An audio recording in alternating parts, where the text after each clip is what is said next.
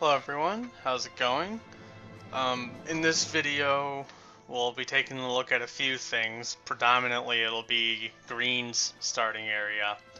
We left off the other video with Tan starting area, so we now have Red, Blue, and Tan all built up. So I want to get Green's starting area going. But the good news is that I finally thought of a name for a map. I sat here for about 10 minutes after the last video trying to think of not only a good name for the map, but just to take a step back and see if there's anything that I missed. So, I guess first off we'll name the map. The map name I thought of was Catastrophe, and the description will be something about how after a meteor struck down or something, the land was all messed up. A whole bunch of people died, and there were really four groups of people, 6 groups of people. Sorry, it's a 6-person map. We have someone starting on lava, someone starting on grass, someone starting on dirt, someone starting on snow, and then we have 2 people starting underground. So I can go with the theory of just there were 5 different people that broke off after the catastrophe struck, and now they have to fight to see who will rule this ruined world. It can kind of help explain the jumbled terrain, and it can explain why such a large map is going to be filled up with neutral towns and no one really living anywhere on the map. Works for me, I guess. So a few things I caught. First off, I'm going to close off this area here. I'm just going to go something straight up like that. Second off, I want to actually delete off some of this. I think it'd be pretty cool for the neutral area to infringe a little bit on... no, I want to keep you there. To infringe a little bit on Red's starting area. I do need to put you right in there. So this will give me something to work with, and I saw a similar area over here for blue, so why don't I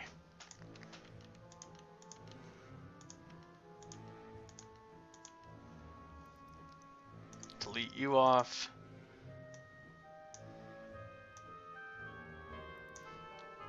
Rebrush you. That looks good to me. Just to give it some variety. See if there's anything like that with the tan. I doubt it.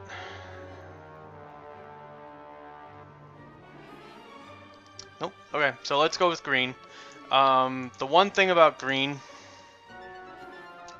is that this area is huge over here. So what I'm thinking is I'll just kind of swipe there, and now I've got a starting area and a neutral area that I can put something down.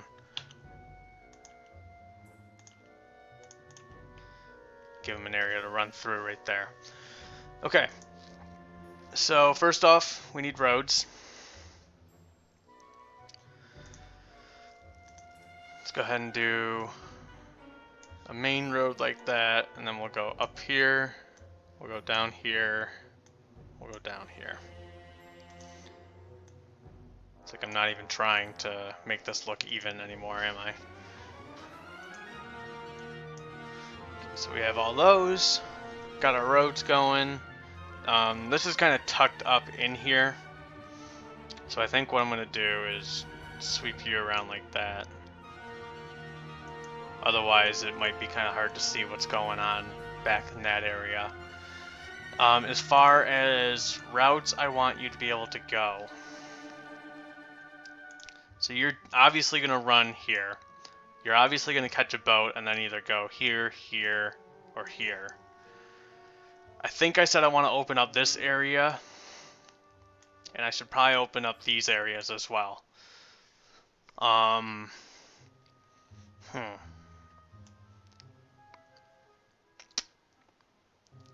that makes him very difficult to get to, so I think I'll also open up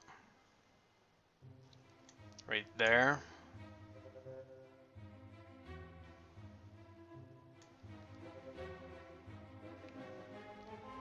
And right there. And then I could have that and that.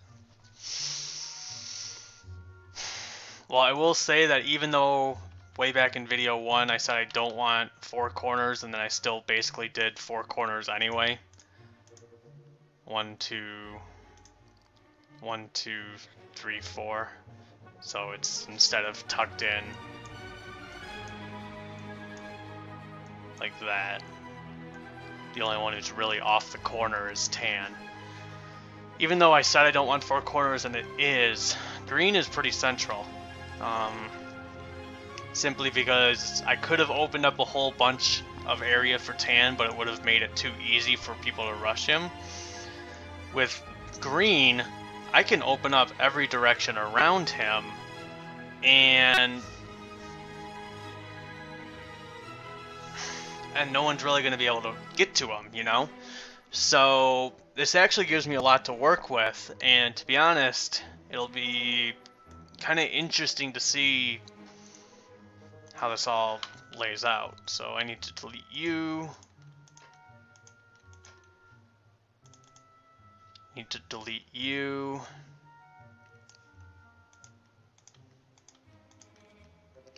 Delete you. Delete you. And this is a risk, so I'm going to garrison this, and this is a big risk, so I'll garrison this. But I'm actually going to leave these guarded down here instead of garrisoned, because no one's going to attack directly from this way. The only way for someone to attack is for tan to run all the way down here, and then either hop across this, or they run all the way down and around. No one else is even close to this sand area in here, and no one at all can reach this except for green. So green's got quite the advantage in here. I might offset that by making either player 5 or player 6 underground in these areas, just so that there's something for them to do, and this probably makes the most sense for where to put the subterranean gate. So why don't I do that now before I forget.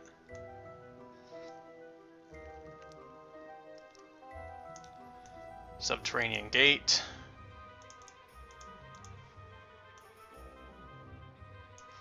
We'll go underground. Subterranean. Circle it off. I'll make it better next time, or when I get to it eventually. I just want to be able to mark it off. Okay, so we got that. You're wide open.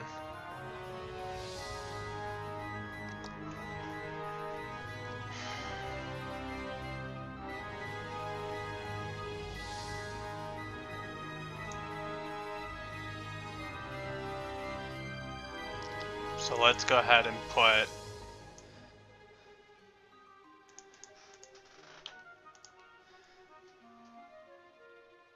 my garrison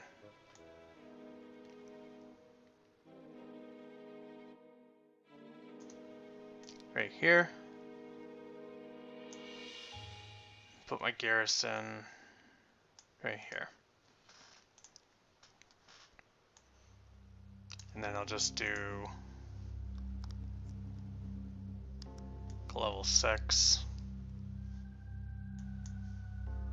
Level 6. Okay.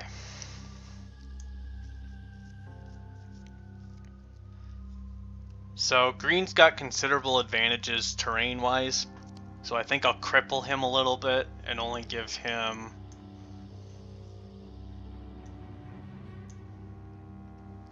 a level 3 dwelling. I'm not going to give him anything else. He's got plenty of room to explore. I'm sure eventually I'm going to give him some more to work with, but I don't really want to help him out that much. I'm probably going to give him more random stuff at the start instead of useful stuff. So why don't I give him some some knowledge, because knowledge is power.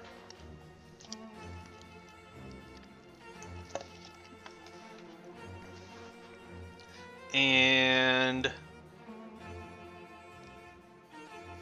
yeah, I'm gonna give you a troll bridge. You look like you could use one. I do want to incorporate the neutral camps, especially nomads, because for level 3 they're very good. Sharpshooters and enchanters. I will litter the place with refugee camps. I love the randomness that they bring to the map. I don't think anyone's going to be able to dedicate a hero just to camping refugee camps to see if anything worthwhile comes up. But I feel like if I put enough of them on the map, they can always perhaps come into play. It just depends on who runs into them.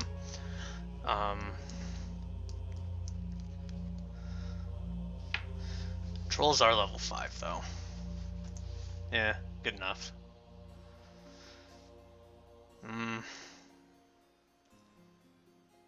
Yeah, well, I'll play test it and see if I want to keep it or not.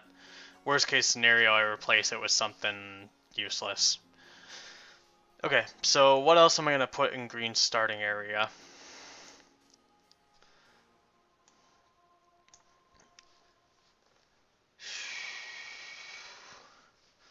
Let's go ahead and give you... Let's make you fight.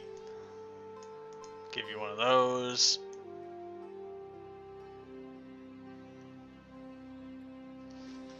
We'll give you a couple of Sears huts.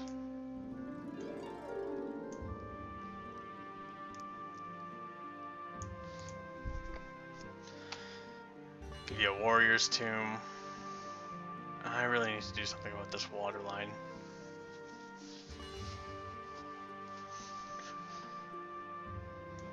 Put the warrior's tomb right there. Why don't I start brushing off the water line up here? So I'm thinking I'll do something like this.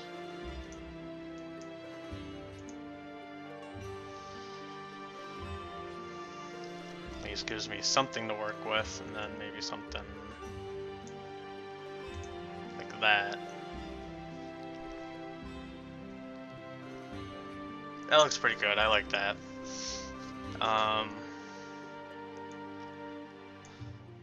Let's check this map mode. I'm gonna need to kind of gently encourage.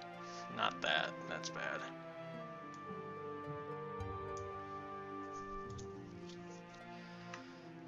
I don't think I'm gonna get what I want, so I'm gonna have to place it. Put a lake. Need a bigger lake. Man-sized lake. How's that look? Pretty good. I like that. Have you run up there.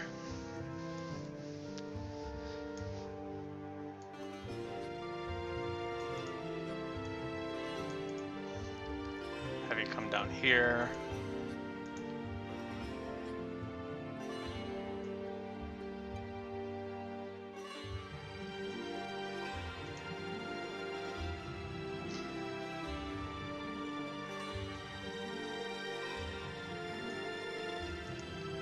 Choice between running through there and running through there. How's that look though?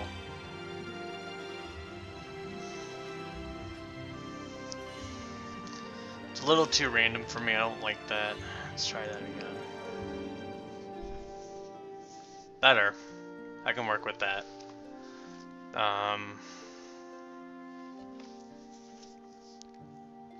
Good enough. Go ahead and place some individual objects in here. Maybe a little bit of that.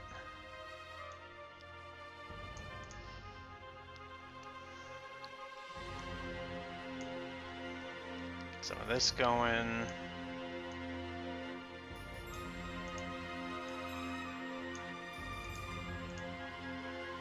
Just to fill in this area, I know that a continuous brush is going to be overkill. I do need to close it off. but you can do that without really cluttering the area up, you know? So I can do something like this. Now I'm forcing you to choose without overly brushing the area. It's the one thing about the brush tool you gotta be careful with, is that it does tend to just overkill everything. It's a good starting point. Definitely worth it to keep everything in check, though. Your goal is to have stuff going on your map at all times, but by no means should you overkill the amount of brush on your map.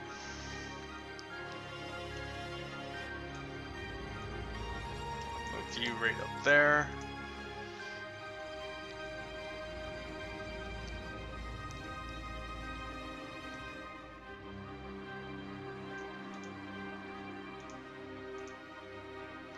That way you can run up, you can run over, not cluttering up the screen with just pure mountains and forests.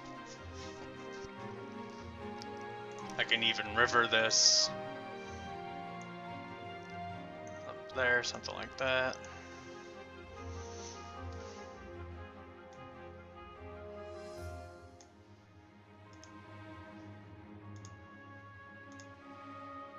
That looks gross. What kind of rivers are these? Oh, mud, lava. Lava would look pretty cool on dirt. Man, it really just does not want me to...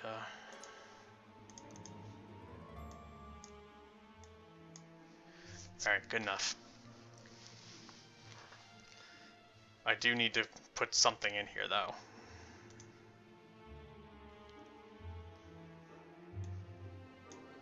Bigger than that.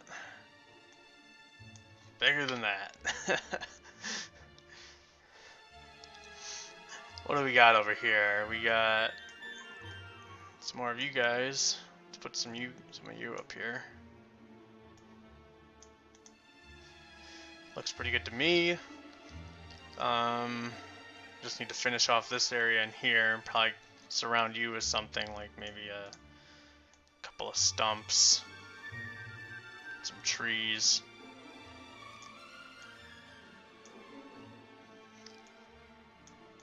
Didn't think it would be this quick before I started individually placing stuff, but not too happy with the dirt brush tool.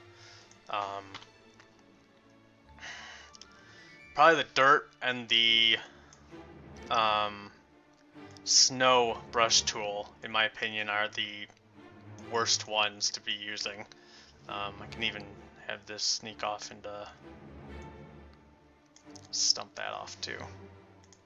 Put a double.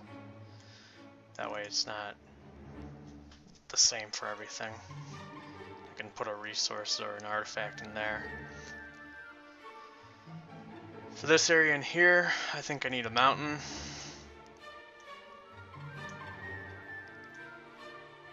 Oh yeah, there we go. Put a big mountain right there. Now you run down here, you run up like that.